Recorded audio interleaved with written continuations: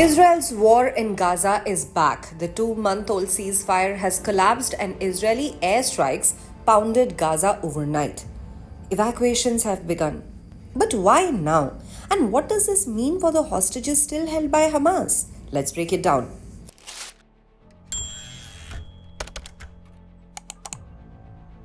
Why did Israel resume the war? The Israeli government has given multiple reasons. Israeli Defense Minister Israel Katz said that the strikes were because Hamas refused to release the hostages and threatened to harm IDF soldiers and Israeli communities.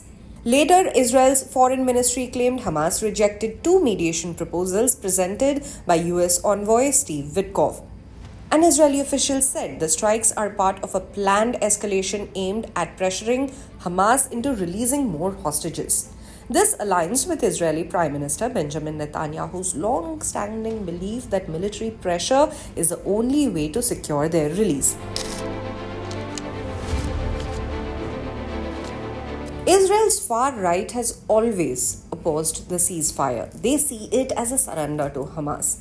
They want all Palestinians out of Gaza and for Israel to rebuild its settlements there. Netanyahu's coalition depends on these hardliners.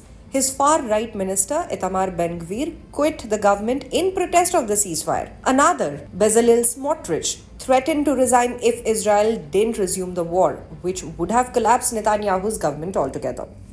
But on Tuesday, Ben-Gvir rejoined the government, which was a huge win for Netanyahu. The timing also helps Israeli Prime Minister distract from a political crisis, which is his decision to fire the head of Israel's security agency, Shin Bet, that sparked calls for massive protests.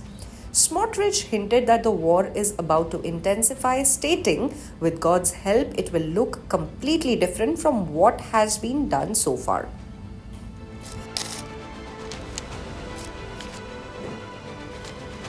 The ceasefire that began on the 19th of January earlier this year was supposed to last 42 days. Hamas says it still wants to stick to the agreement. Under the deal, Israel would withdraw from Gaza and commit to ending the war.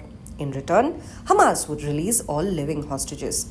But Israel wanted new terms. Hostages released in exchange for Palestinian prisoners without ending the war. Talks were scheduled for the 3rd of February, but Israel ignored the deadline. For the first time, the US started direct talks with Hamas despite designating it as a terrorist group. Israeli negotiators were in Qatar and Egypt just days ago trying to push new terms. The US proposed extending the ceasefire through Ramadan and Passover in April, but without Israel agreeing to withdraw or stop fighting. Hamas, of course, immediately rejected that.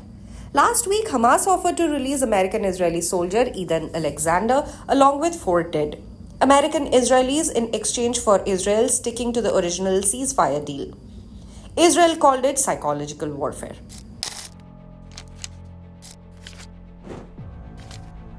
Now Israel has given few details about its military operation. The military initially said it was targeting Hamas's terror sites. Later, it ordered mass evacuations in Gaza, raising fears of a renewed ground invasion. Since the ceasefire, Israel had pulled its troops back to Gaza's borders, but now military sources suggest a gradual escalation is planned. Israel has accused Hamas of firing rockets since the 19th of January, but has provided no evidence, and Hamas has not fired into Israel for 2 months. Hamas has killed hundreds of Israeli soldiers since the war began, but so far it remains committed to the ceasefire terms for now.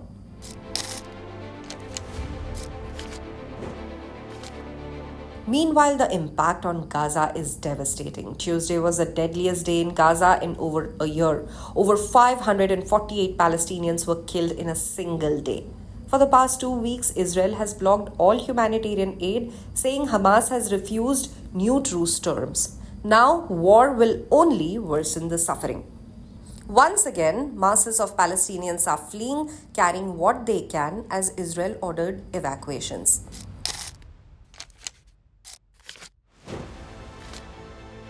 And what about the hostages? It's a disaster for their families. There are still 59 hostages in Gaza, of who 24 are believed to be alive.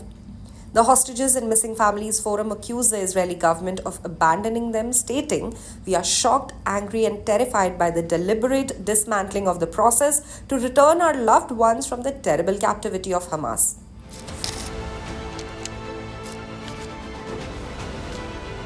Meanwhile, US White House Press Secretary Caroline Leavitt confirmed that the US was consulted before Israeli attacks. President Donald Trump initially took credit for the ceasefire, but he has also made clear that he supports Israel resuming the war. Earlier this month, Trump warned, "I am sending Israel everything it needs to finish the job. Not a single Hamas member will be safe. Release the hostages now, or there will be hell to pay later."